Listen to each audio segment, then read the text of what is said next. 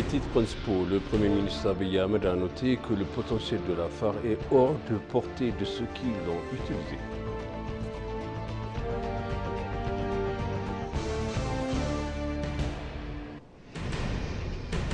Le ministère de l'Éducation et de la Formation de la Défense a diplômé des professionnels mécanisés formés à l'école technique de combat d'Awash Arba.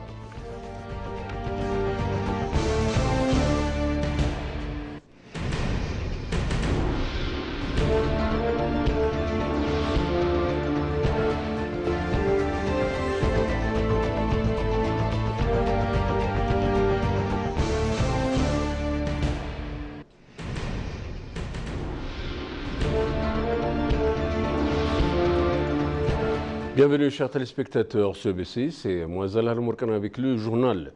Le Premier ministre Abiy Ahmed a noté que le potentiel de la phare est hors de portée de ceux qui l'ont utilisé. Il a fait part de ses commentaires sur sa visite dans la région d'Afar, la ville de Samara et ses environs qui comprenaient des corridors agricoles et urbains. Le Premier ministre Abiy a mentionné que la boulangerie, l'usine de la farine et de l'usine de sel, ainsi que l'hôtel de ville connaissent de développement important. Le Premier ministre Abiy a expliqué que le blé sera utilisé comme intrant pour l'usine de la boulangerie, construite par le bureau de la Première Dame, qui a produit 300 000 pains par jour et sera distribué à la communauté locale. Il a également mentionné que des très bons travaux sont réalisés dans le développement de corridors.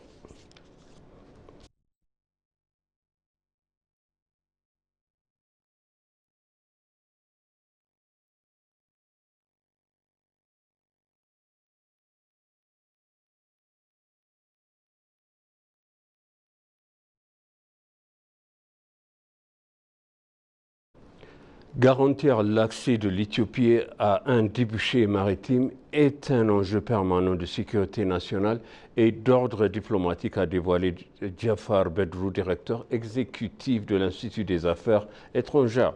Jafar a attribué l'influence de la reconnaissance internationale accrue de l'Éthiopie à la stratégie diplomatique avisée du Premier ministre Abiy Ahmed. Il a souligné que la déclaration publique du gouvernement actuel sur le souhait de l'Éthiopie d'avoir un accès de la mer témoigne que de son engagement à concrétiser les aspirations de longue date de la génération. Il a ajouté que l'Institut continuera à travailler avec diligence pour accroître l'influence diplomatique internationale de l'Éthiopie et préserver ses intérêts nationaux.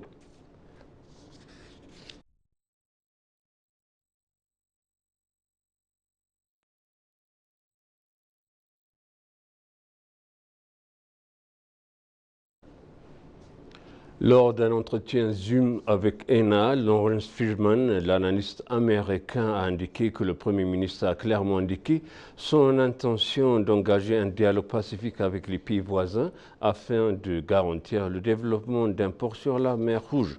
Un port supplémentaire profiterait non seulement à l'Éthiopie, mais générerait également des revenus et des emplois pour toutes les régions, a déclaré l'analyste. Concernant la propagande belliciste sur l'annexion diffusée en lien de l'Érythrée voisine, le Premier ministre a clairement indiqué que l'Éthiopie n'avait aucune intention d'entrer en conflit avec ce pays pour obtenir un accès à la mer. L'Éthiopie souhaite engager un dialogue sur cette question car l'accès à la mer est une question existentielle pour le pays, a souligné le Premier ministre.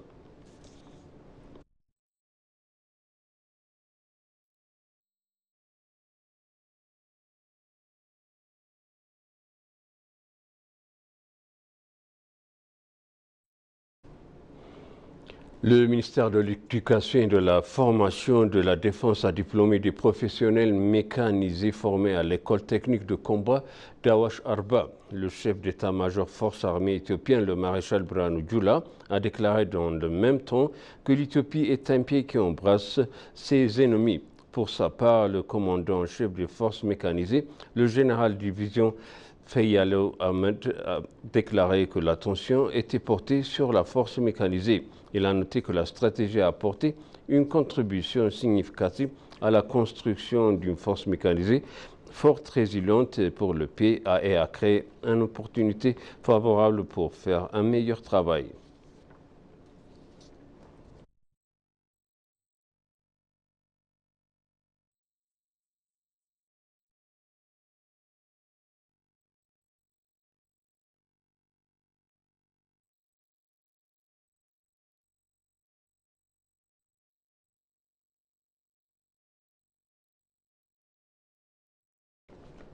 S'exprimant lors de la 1267e réunion du Conseil de paix et de sécurité au niveau ministériel, Mahmoud Ali Youssouf, président de la Commission de l'Union africaine, a appelé à des mesures proactives pour exploiter le potentiel de l'IA au profit de l'Afrique. Dans son discours, le président Youssouf a souligné l'immense potentiel de l'IA pour relever les défis du développement en Afrique. Concernant la lutte contre le terrorisme, Youssouf a souligné l'impact de l'IA sur la lutte contre l'un des plus grands défis de l'Afrique.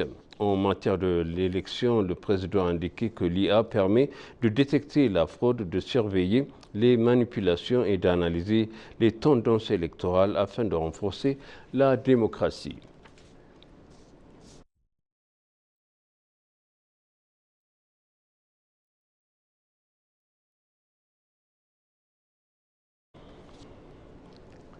La ministre de la Santé, Magdas Daba, a eu des discussions avec une délégation britannique axée de la renforcement et de la coopération bilatérale dans le système de la santé, la réponse à la pandémie et le développement des ressources humaines. La discussion a porté sur les efforts déployés par l'Éthiopie pour améliorer les infrastructures de santé, améliorer les méthodes de prévention des épidémies et de relever les défis critiques du secteur de la santé. Le chef de la délégation britannique, Uzomaka Glipin, a félicité l'Éthiopie pour ses progrès dans l'amélioration de son système de santé, a déclaré le Royaume-Uni, s'engageant à soutenir les efforts de l'Éthiopie en matière de sécurité sanitaire mondiale.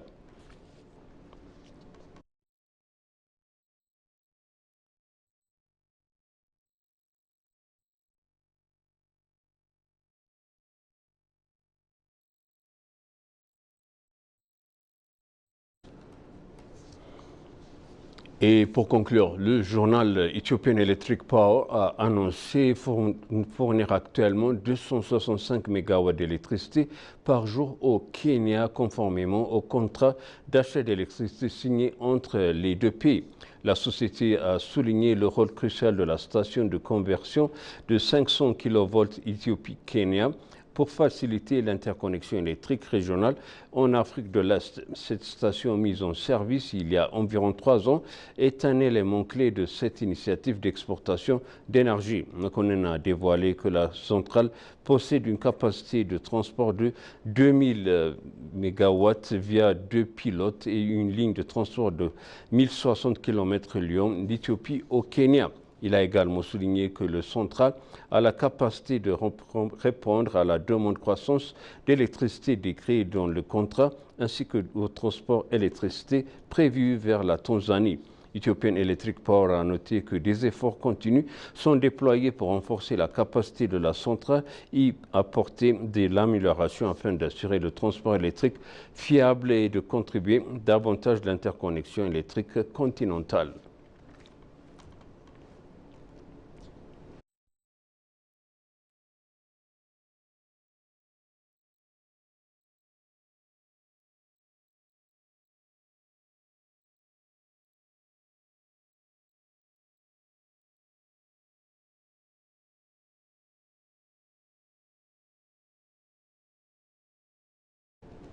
Et maintenant, je rappelle les titres principaux. Le Premier ministre Abiy Ahmed a noté que le potentiel de l'affaire est hors de portée de ceux qui l'ont utilisé.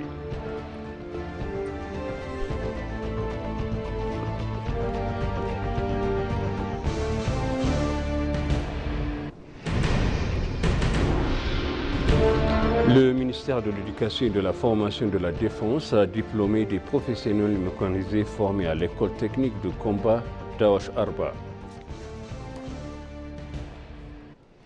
Chers téléspectateurs, sachez le journal, c'était moi Zalal Mourkana avec vous, ici tout le bon suite de programme et bon week-end.